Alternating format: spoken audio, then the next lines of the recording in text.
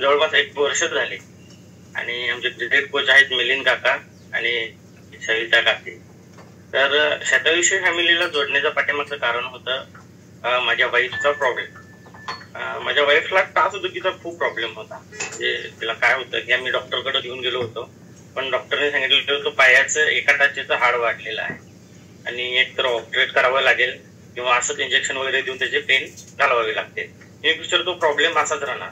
ते डॉक्टर चप्पल वगैरे वापरलं, सगळं काही केलं, पण काही इलाज याचा झाला नाही.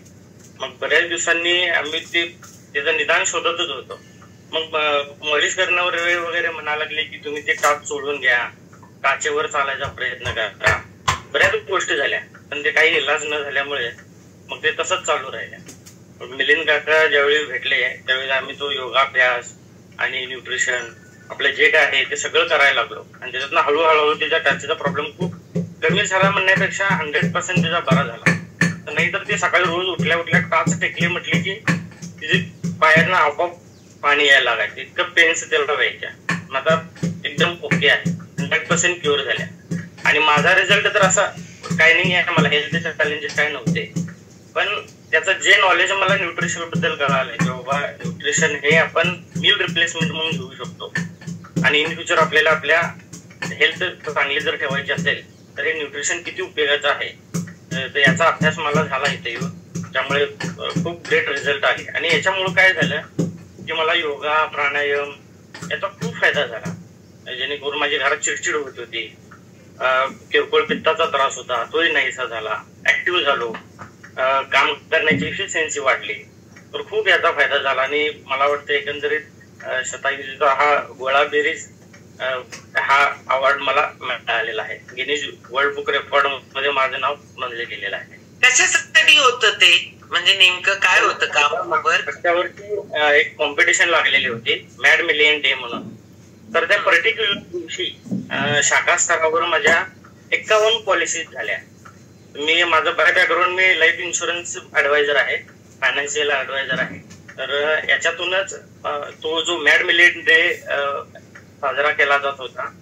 तर त्या पूर्ण वर्षात 51 पॉलिसीज आणि त्या पर्टिक्युलर दिवशी चांगला परफॉर्मन्स पण करेल तर त्याच्या माध्यमातून कॉमन नाव जाणार होतं. तर त्यामध्ये माझं नाव आलेलं आहे. ओके, भारी. चलो, लाईफ मध्ये काय काय असेल ना की आपण त्या ह्याच्यात जाणं लय भारी वाटतंय बर का. कारण काय तर कोण कंपनी करते पण आपण त्याच्यात जातो, आपलं नाव मिळतं, गिनीज वर्ल्ड रेकॉर्ड मध्ये आपलं नाव नोंदलं गेलं, हे खूप भारी होतं. तर जे गिनीज वर्ल्ड रेकॉर्ड आहेत ना त्याच्यातले एका रेकॉर्ड मध्ये आम्ही आहे बघा, शेटे सर, पद्मजा पाटील, हे सगळे लोक आहेत. इफिशियन्सी वाढल्यामुळे काम ऑटोमॅटिक वाढत गेलं आणि त्याच्या माध्यमातून हे करत गेल्यानंतरच मला हा अवॉर्ड मिळालाय.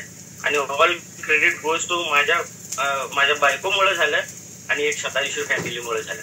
खूप खूप ग्रेट अचिव्हमेंट. थँक्यू, धन्यवाद मॅडम. भारी लागण्याचं सगळ्यात अप्रिशिएट तिला केलं त्याच्याबद्दल मनीषाला.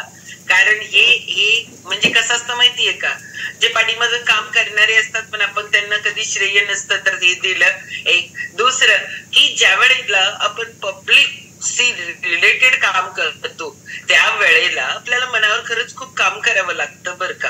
कारण हे मन असतं ना, हे मनच व्यक्त होत असतं. म्हणजे तुमचं संभाषण स्किल असू दे, तुम्हाला दुसऱ्यांना समजून घेण्याचं स्किल असू दे, ह्याच्यामध्ये जेव्हा डेव्हलपमेंट होते ना त्यावेळेला तुमची ओव्हरऑल डेव्हलपमेंट होत असते.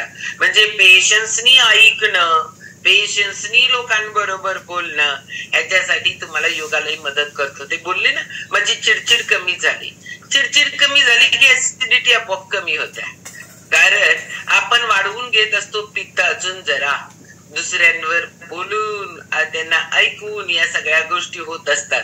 हे ज्या वेळेला थांबतं त्यावेळेला वर्क मध्ये नक्की नक्की नक्की प्रोग्रेस दिसतो आणि तोच नागणे सरांच्या बाबतीत दिसलाय.